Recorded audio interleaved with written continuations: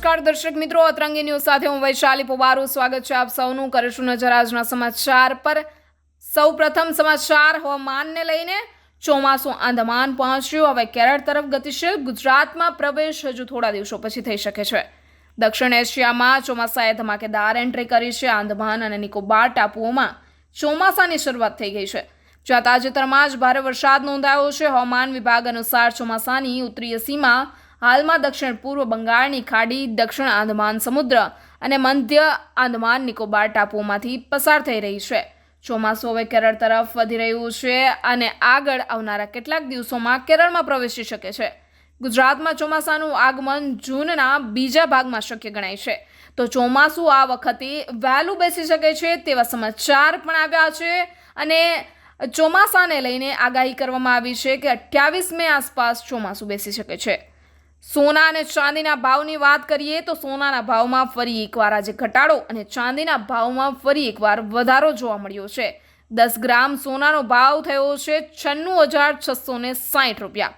વિગતવાર વાત કરીએ તો બુલિયન બજારમાં આજે સોનાના ભાવમાં ફરી ઘટાડો નોંધાયો છે. દિલ્હીમાં 24 કેરેટ સોનાનો ભાવ 96,760 રૂપિયા પ્રતિ 10 ગ્રામ અને 22 કેરેટ સોનાનો ભાવ 88,710 રૂપિયા પર પહોંચ્યું છે. અન્ય શહેરો જેવા કે મુંબઈ, બેંગ્લોર અને ચેન્નઈમાં 24 કેરેટ સોનું 96,610 રૂપિયા અને 22 કેરેટ સોનાના ભાવમાં 88,560 રૂપિયા પ્રતિ 10 ગ્રામ નોંધાયું છે.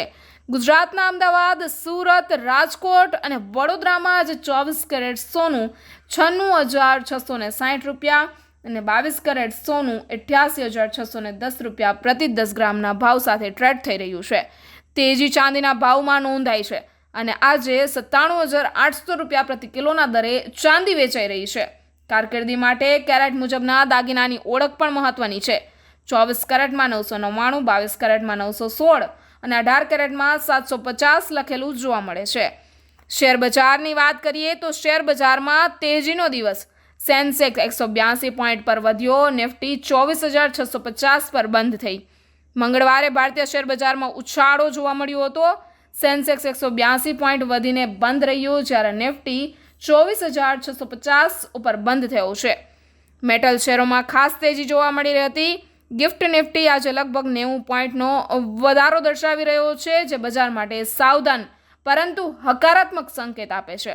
જોકે ગઈકાલે FII દ્વારા રોકડ અને ફ્યુચર્સ સેગમેન્ટમાં નોંધપાત્ર વેચાવલી નોંધાઈ હતી. વિશ્વ બજારની વાત કરીએ તો ડાઉ જોન્સમાં દબાણ જોવા મળ્યું હતું, જ્યારે નાસ્ડેક 0.5% જેટલો વધ્યો હતો. આ વર્ષે નાસ્ડેક અને S&P 500 બંને પોઝિટિવ ઝોનમાં પ્રવેશી ગયા છે. આવા જ સમાચારો જોવા માટે બન્યા રહો અતરંગી ન્યૂઝ પર મારી સાથે. લાઈક કરો, શેર કરો, સબસ્ક્રાઇબ કરો અતરંગી ન્યૂઝ ચેનલને.